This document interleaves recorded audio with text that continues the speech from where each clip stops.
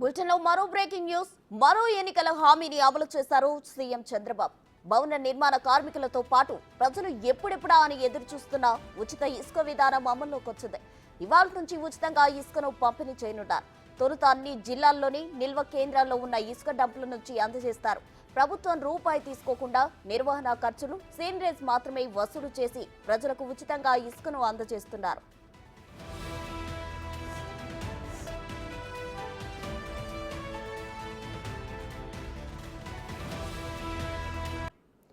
వాగులు, వంకలు, చిన్న నదుల్లో ఎడ్ల బండ్ల ద్వారా నేరుగా ఇసుక తవ్వి తీసుకెళ్లేలా వీలు కల్పించారు. సమీప గ్రామాల ప్రజలు తమ నిర్మాణ అవసరాలు, అక్కడి ప్రభుత్వ నిర్మాణాలకు ఎడ్ల బండ్ల ద్వారా మాన్యువల్ గా తవ్వి ఇసుకను తరలించుకునేందుకు అవకాశం కల్పించారు. అలాగే అక్రమ తవ్వకాలు, రవాణా జరగకుండా పూర్తి నిఘా ఉంచారు.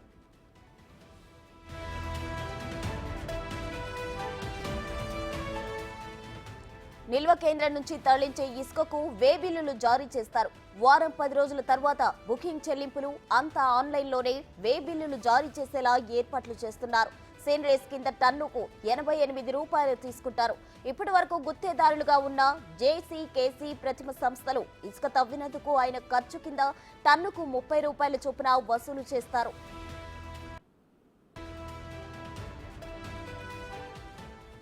ఉభయ గోదావరి, గుంటూరు జిల్లాలో బోట్స్మెన్ సొసైటీల ద్వారా తవ్వించిన ఇసుక అయితే టన్నుకు 225 రూపాయల చొప్పున తీసుకుంటారు. రీచ్ నుంచి దూరంగా ఉన్న నిల్వ కేంద్రానికి ఇసుక తరలించి ఉంటే రవాణా ఖర్చు కింద టన్నుకు కిలోమీటర్కు 4 రూపాయల 90 పైసల చొప్పున లెక్కిస్తారు. ఇక నిర్వహణ ఖర్చు కింద టన్నుకు 20 రూపాయలు తీసుకోనున్నారు. వీటన్నిటికీ కలిపి 18% జీఎస్టీ వేస్తారు. ఇలా అన్ని అంశాలను పరిగణలోకి తీసుకుని ఆయా స్టాక్ పాయింట్లలో టన్ను ఇసుక ఎంతనేది కలెక్టర్లు నిర్ధారణ చేస్తారు. ఇందులో ప్రభుత్వం రూపాయి కూడా తీసుకోదు.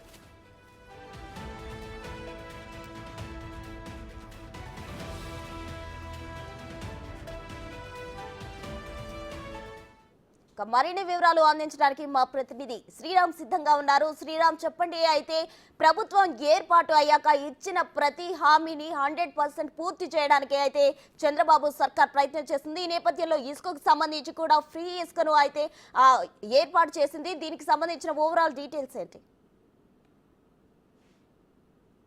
ప్రసన్న, ఇటీవల అధికారం కొలువుదీరినటువంటి టీడీపీ ప్రభుత్వం గతంలో ఎన్నికల ప్రచార సందర్భంలో ఇసుక సంబంధించి గతంలో వైసీపీ ప్రభుత్వంలో చాలా పెనుభారంగా మారింది. నిర్మాణ రంగంలో ఉండేటటువంటి కార్మికులు కూడా ఇతర రంగాల వైపు చూసినటువంటి పరిస్థితులను మనం చూసాం. అయితే గతంలో ఒక ట్రాక్టర్ ఇసుక కొనాలనుకుంటే ఒక 5,000 నుంచి 8,000 వరకు ఉన్నటువంటి సందర్భాలు ఉన్నాయి. అయితే టీడీపీ ప్రభుత్వం కొలువు తీరిన తర్వాత ఈ యొక్క ఇసుక సంబంధించినటువంటి నియమ నిబంధనలను మార్పు చేయడం జరిగింది. అసలు ఇసుక సంబంధించినటువంటి వ్యవహారం తెర మీదకి రావడంతో ఈసారి కొలువుదీరినటువంటి ప్రభుత్వము ఇసుక సంబంధించి గృహ నిర్మాణ సంబంధించినటువంటి వాటికి ఎలాంటి వెసులుబాటు కల్పిస్తుంది అండ్ వాళ్ళు ఎలా ఫీల్ అవుతున్నారు, వారి మాటల్లో కూడా అడిగి మాట్లాడే ప్రయత్నం అయితే చేద్దాం. మనం చూస్తున్నటువంటి ఇసుక గతంలో బంగారం లాంటి కాస్ట్ అయితే చేసింది అని చెప్పుకోవచ్చు. ఒక ట్రాక్టర్ ఇసుక కొనాలంటేనే అత్యధికంగా 5,000 నుంచి 8,000 వరకు ఈ ప్రభుత్వం నియమించినటువంటి అమౌంట్ ఏదైతే ఉందో ఆ అమౌంట్ పెట్టి కొనాల్సిన పరిస్థితి. అయితే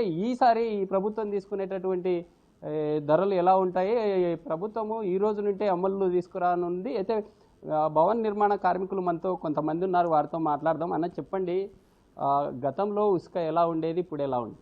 గతంలో చేయలేకపోతే పనులు ఎక్కువ రేటు, ఇప్పుడు తక్కువ కొంచెం రేటు ఫ్రీ ఇస్తున్నాడు, తక్కువ. ఇప్పుడే మేలు, టీడీపీ ప్రభుత్వమే మేలు వైఎస్ఆర్ కన్నా. అప్పుడు ఇండ్లు కూడా కట్టుకోకపోతే ఇప్పుడు కట్టుకుంటున్నాడు. అట్లా అంటే పనులు ఎలా ఉండే, గతంలో ఎలా ఉండే, ఇప్పుడు ప్రభుత్వం మారింది, ప్రభుత్వం మారిన తర్వాత నిర్మాణాలు ఎలా ఉన్నాయి? అప్పటికి ఇప్పటికి చాలా మేలు. ఇప్పుడు ప్రభుత్వం మారింది కదా, అప్పటికి ఇప్పుడు చాలా మేలు. అంటే చెప్తాను సార్, ఇది పరిస్థితి. గృహ నిర్మాణ సంబంధించి గతంలో పనులు జరగలేదు అంటూ కూడా తెలుపుతున్నారు. కొంతమంది యువకులు ఉన్నారు, వారితో మాట్లాడదాం. బ్రదర్, చెప్పండి, ఈ ఇసుక సంబంధించి గతంలో పనులు లేక గౌండ పని చేసుకునే వాళ్ళు వేరే ఆటోలు వేసుకోవడం అనడానికి పని చేశారు. ఈ ప్రభుత్వము తక్కువకే ఇసుక ఇస్తామని చెప్తుంది. ఎలా ఉంది? ఈ ప్రభుత్వం ఇసుక తక్కువ ఉంది బాగా. ఆ ప్రభుత్వం ఎక్కువ ఉండే 5,000 అట్ట 6,000 7,000 8,000 అట్ట ఉండే. ఈ ప్రభుత్వం తక్కువ వస్తుంది ఇప్పుడు ఇసుక అంతా. మరి గతంలో ఈ గౌండలు పని చేసేవాళ్ళు, ఈ ఆటోలు కానీ వేరే పనులకు వెళ్ళారు అని చెప్పారు. మరి వాళ్ళు మళ్ళా ఇలాంటి పనులకు వచ్చే అవకాశం ఉంది. ఆటోలు బాడీలు తీసుకొని అట్లా తిప్పుకున్నారు అందరూ. ఇంట్లో కాడ ఉండదు కదా అంట అంతే. గతంలో మనం చూసాము ఇసుకని కొనాలనుకుంటే డైరెక్ట్గా అమౌంట్ ఇవ్వాలి, కానీ ఈ ప్రభుత్వం మాత్రం డిజిటల్ చెల్లింపులు, ఈ ఫోన్పే కావచ్చు లేదా గూగుల్ పే ఇతర పేమెంట్స్ ద్వారా ఆన్లైన్లో చెల్లింపులు చేపట్టే విషయమే సీరియస్గా తీసుకుంది. గతంలో వైసీపీ ప్రభుత్వంలో అమౌంట్ డైరెక్ట్ ఇస్తేనే ఈ యొక్క ఇసుక విధానం ఉండేది. ఎలా ఉంటుంది? ఇలా అంటే ఇదే బాగుంటుంది ఇట్లా ప్రభుత్వం ఇప్పుడు. అంటే కూలీలు ఎలా ఉన్నాయి అంటారు? గతంలో ఇసుక కాస్ట్ పెరగడంతో కూలీలు గతంలో ఎలా ఉన్నాయి, ఇప్పుడు ఎలా ఉన్నాయి మీకు?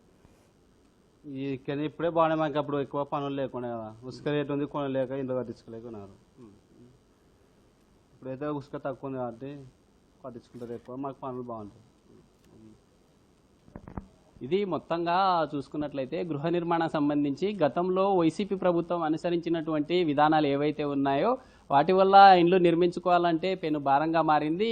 ఈ ప్రభుత్వంలో తీసుకున్నటువంటి విధానాలు ఏవైతే ఉన్నాయో ఖచ్చితంగా గృహాలు నిర్మించుకోవడానికి ప్రజలు కూడా ముందుకొస్తున్నారంటూ కూడా తెలుపుతున్న పరిస్థితి. ఏదేమైనప్పటికీ గత ప్రభుత్వంలో డైరెక్ట్ నగదు లావాదేవీలు జరిగాయి. ఈ ప్రభుత్వ హయాంలో ఖచ్చితంగా 100% డిజిటల్ సంబంధించినటువంటి లావాదేవీల ద్వారానే ఇసుక పంపిణీ చేస్తాము. ప్రజలకు ప్రభుత్వం విధించేటటువంటి ఆ ఇసుక ఏదైతే ఉంటుందో ఈ నదుల్లో కావచ్చు లేదా రీచ్లు ఉండేటటువంటి ప్రాంతాల్లో ఇసుకను సేకరించి ఒక స్టాక్ పాయింట్ ఏర్పాటు చేస్తుంది. అయితే ఆ స్టాక్ పాయింట్కి తరలించే సమయంలో ఎంతైతే కాస్ట్ ఉంటుందో ఆ కాస్ట్కి ప్రజలకు అందుబాటులోకి తీసుకొస్తామంటూ కూడా ప్రభుత్వం విధి విధానాలు కూడా పూర్తిగా జారీ చేసింది. ఆ విధానమే ఈరోజు అమల్లోకి రానుంది.